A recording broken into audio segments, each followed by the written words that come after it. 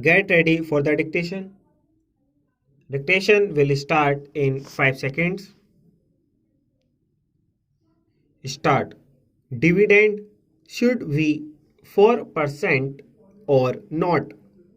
I should like to ask the Honorable the Railway Minister whether, in view of this strong demand made by the people through their representatives in both the Houses of Parliament and in view of the changing economy with which we are faced, he can give us an assurance that he will be able to discharge his obligations and responsibilities and commitments, that he will be able to pay a dividend of 4% and yet he will be able to reduce the freight and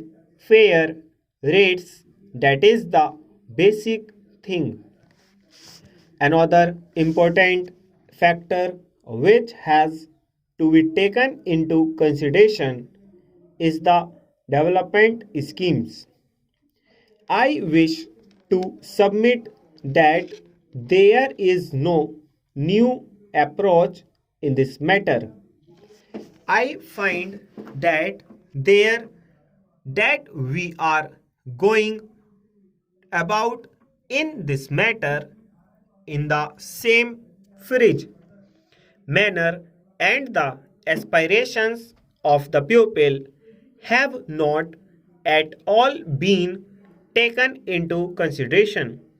The Honorable Railway Minister will remember that during the budget speeches made on the floor of this house as well as in the other house, there have been incensed demands for the development of the railways.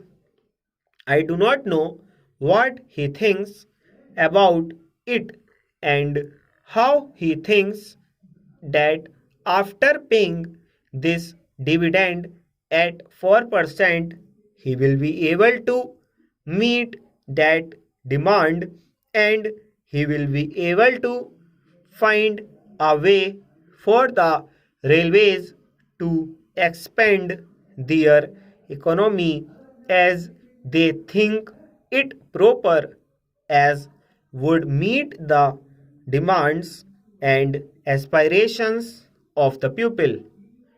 In this connection, I wish to invite your particular attention to the facts. I will be happy if we could pay even a larger percentage, but the fact is that we must be sure that the railways are in the present circumstances in a position to do so and yet discharge their responsibilities and obligations and satisfy the needs and demands of the pupil, which are legitimate and justified. Now, when we fix the dividend at 4%, what happens is that we also fix that of those projects which are to be considered as remunerative at 5%, because the railways want a margin of 1%. What actually happens is that when we fix it at such a high level, because of this percentage, we find that not many new projects are really taken up and we have been very seriously disappointed in this matter. I therefore think that In the present circumstances, the railways cannot afford to pay a dividend of 4%. May I ask the railway minister whether it is not a fact that even he has not been able to contribute fully, or even he will fall short of about rupees 60 crores in his contribution towards the plan.